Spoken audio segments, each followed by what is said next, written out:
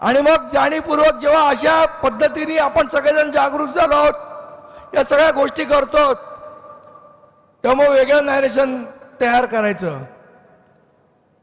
की हे लोक जर सत्तेत आले तर मुंबईचा महापौर खान होईल का, कोण होईल? खान होईल. माझं त्यांना सांगणं आहे, खानाची भीती दाखवून गुजराती आणि भैया महापौर करायचा तुमचा डाव असेल तर तो महाराष्ट्र नवनिर्माण सेनेचा महाराष्ट्र सैनिक कदापि होऊ देणार नाही नाही नाही. मुंबईचा महापौर, ठाण्याचा महापौर हा मराठीच असेल आणि महाराष्ट्रच असेल, मराठीच असेल मुंबईचा महापौर. जेव्हा निवडणूक आयोगाची भेट घेतली त्यावेळेला आपल्या सर्व नेते मंडळींनी त्यांच्यावर जी प्रश्नाची सरबत्ती केली आणि त्यानंतर अधिकाऱ्यांची जी बोबडी वळली ते बघण्यासाठी आपण सगळे तिथे उपस्थित राहणं आवश्यक होतं.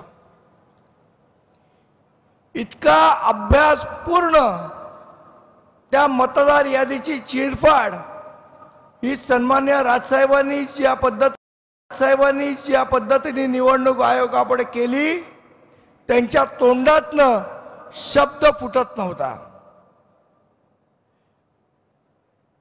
बांधवांनो, भगिनींनो, या मतदार यादीमध्ये प्रचंड प्रमाणात घोळ हा निर्माण केलेला आहे, हा झालेला नाहीये. हा घोळ निर्माण केलेला आहे आणि यासाठीच आज या आपल्या सर्व BLAंना आपण इथे बोलवलंय.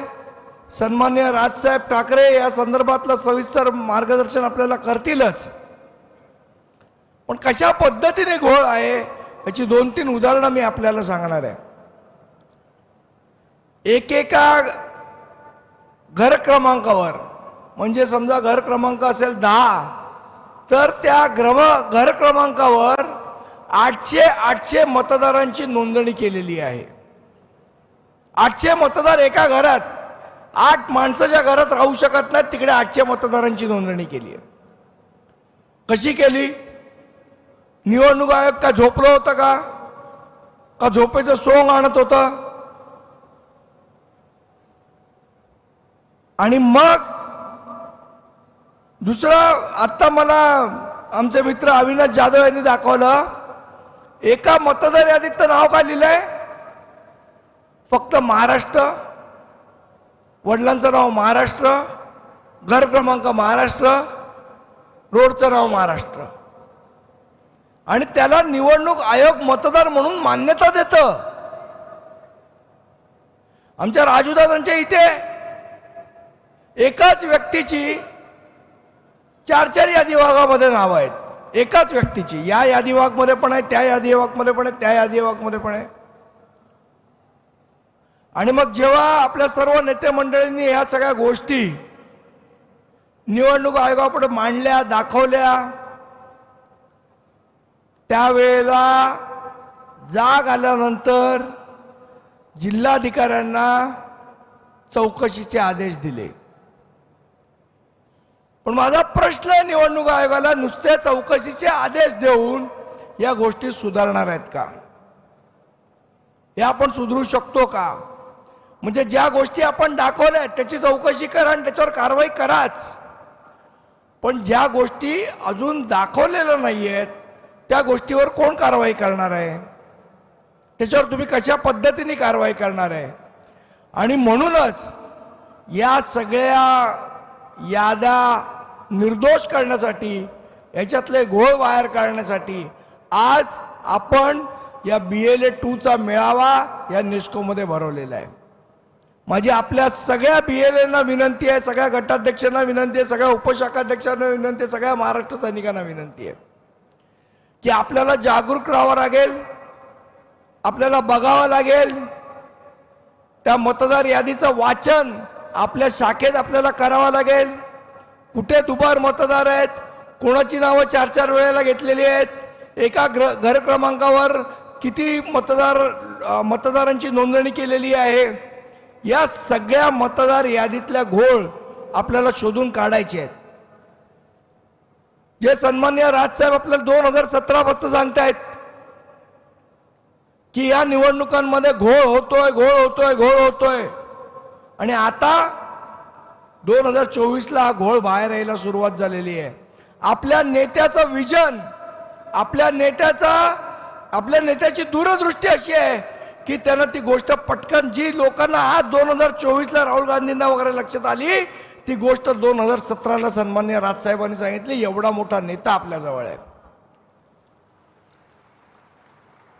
कोणाच्याही त्यावेळेला लक्षात आली नव्हती ती गोष्ट. सन्माननीय राजसाहेबांनी सगळ्या विरोधी पक्षांना एकत्र करून त्यावेळेला दाखवली होती. त्यावेळेला त्या पक्षाचे डोळे उघडले नाहीत, विरोधी पक्षाचे डोळे उघडले नाहीत, पण आज उघडलेत. आज तेच लोक सन्माननीय राजसाहेबांना सांगतात की होय राजसाहेब, तुम्ही बोलत होतात ते खरं होतं. आणि मग सगळे अशा पद्धतीचे घोळ निर्माण करायचे आणि निवडणुका जिंकायचा, असा डाव भारतीय जनता पक्ष, शिवसेना या पक्षांचा, म्हणजे शिंदेची शिवसेना या पक्षाचा आहे.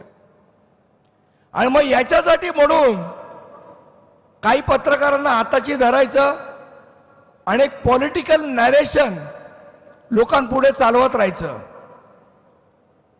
आता आपण सगळेजण एवढे वर्ष निवडणुकीसाठी आपण काम करतो. आपल्याला बहुतेक पक्षांची काय, कोणाची किती कॅपॅसिटी आपल्याला सगळ्यांना माहिती आहे. एक जाणीवपूर्वक भारतीय जनता पक्ष असो किंवा शिंदेची शिवसेना असो, एक जाणीवपूर्वक नॅरेशन तयार केलं जातं. काय तयार केलं झालं?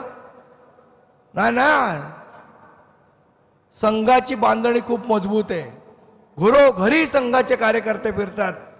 माझा इथे उपस्थित असलेल्या माझ्या सर्व महाराष्ट्र सैनिक सहकाऱ्यांना माझं विचारणं आहे की आपण लोकसभेमध्ये भारतीय जनता पक्षाचं बरोबर काम केलीत ना? यांच्याकडे यादी भागावर गटाध्यक्ष तरी होता का? मला अगदी प्रामाणिकपणे तुम्ही लोकांनी सांगावं. पन्ना प्रमुख वगैरे तर दूरची गोष्ट. महाराष्ट्र नवनिर्माण सेनेचाच कार्यकर्ता जिथे हा मतदारसंघ, या मतदारसंघामध्ये वायकर साहेबांनी सांगावं त्यांच्याकडे कार्यकर्ता तरी होता का? का त्यांचं काम महाराष्ट्र नवनिर्माण सेनेच्या महाराष्ट्र सैनिकांनी केलं आणि त्यांनी हे जाहीरपणे कबूल सुद्धा केलेलं आहे. आणि मग यांच्याकडे कार्यकर्ते नाही, त्यांच्याकडे काही नाही. मग 2-4 पत्रकारांना हाताशी धरायचं, चॅनलवर चर्चा घडवून आणायची. काय घडवून आणायची? अरे नाही, यांचं संघटन खूप मजबूत आहे. मनसेचं संघटन नाही, यांचं संघटन मजबूत आहे. भारतीय जनता पक्षामध्ये 50 प्रमुख आहेत. RSSचे लोक घरे जातात. इथे बसलेल्यांना माझी विचारणार, कुठला RSSचा माणूस तुमच्या घरी आला? कुठल्या माणसाने येऊन तुम्हाला काय सांगितलं? कुठला 50 प्रमुख तुमच्या घरी आला मला एकदा सांगा. पण जाणीवपूर्वक असं वातावरण निर्माण करायचं की बाबा संघटना मजबूत असल्यामुळे हे निवडणुका जिंकतात, पण प्रत्यक्षात मात्र मतदार यादीत घोळ करायचा आणि निवडणुका जिंकायच्या, अशा प्रकारचं षडयंत्र हे भारतीय जनता पक्ष आणि शिवसेना गेले अनेक वर्ष राबवते. ते षडयंत्र यावेळेला आपल्याला महानगरपालिका निवडणुकीमध्ये मोडून काढायचंय, तोडून काढायचंय, उखडून टाकायचंय. यासाठी तुम्ही तयार आहात ना? हे षडयंत्र आपल्याला मोडावंच लागेल. आणि मग जाणीवपूर्वक जेव्हा अशा पद्धतीने आपण सगळेजण जागरूक झालो आहोत, या सगळ्या गोष्टी करतो, तेव्हा वेगळं नॅरेशन तयार करायचं की हे लोक जर सत्तेत आले तर मुंबईचा महापौर खान होईल. का कोण होईल? खान होईल. माझं त्यांना सांगणं आहे, खानाची भीती दाखवून गुजराती आणि भैया महापौर करायचा तुमचा डाव असेल तर तो महाराष्ट्र नवनिर्माण सेनेचा महाराष्ट्र सैनिक कदापि होऊ देणार नाही. मुंबईचा महापौर, ठाण्याचा महापौर हा मराठीच असेल आणि महाराष्ट्रच असेल. मराठीच असेल मुंबईचा महापौर. कुठलाही बाकी लोकांना आम्ही महापौर होऊन देणार नाही. आणि सन्मान्य राजसाहेब ठरवतील तोच महापौर या मुंबईचा होईल, तोच महापौर या ठाण्याचा होईल, ही निश्चितपणे तुम्हाला मी जाहीरपणे सांगतो. आणि म्हणून या लोकांना धडा शिकवायला आजचा हा मेळावा आपण आयोजित केलाय. अतिशय ताकदीने या लोकांना, या घोळांना, हे जे षडयंत्र आपल्या विरुद्ध रचलं जात आहे, मराठी माणसाविरोधात रचलं जात आहे, हे षडयंत्र उखडून काढण्यासाठी आजच्या मेळाव्याचं आयोजन केलेलं आहे. अतिशय विस्तृतपणे मार्गदर्शन सन्मान्य राजसाहेब आपल्याला करतीलच, पण येणाऱ्या निवडणुकीमध्ये मराठी महापौर करण्यासाठी आपण सर्वजण सज्ज व्हाल अशी एक आशा अपेक्षा बाळगतो आणि माझे 2 शब्द संपवतो. जय हिंद, जय महाराष्ट्र.